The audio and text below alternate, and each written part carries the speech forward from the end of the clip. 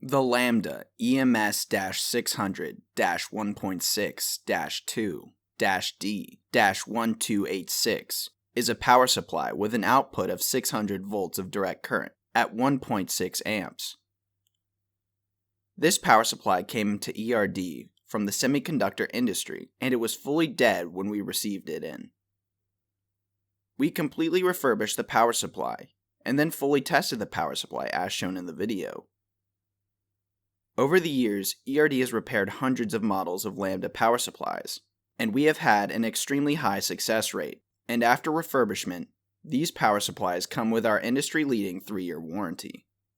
Since most of these power supplies are customized by output, please reach out if the specific model you have is not shown on our website. Thanks for checking out the video. Subscribe to ERD TV for more videos of our repairs.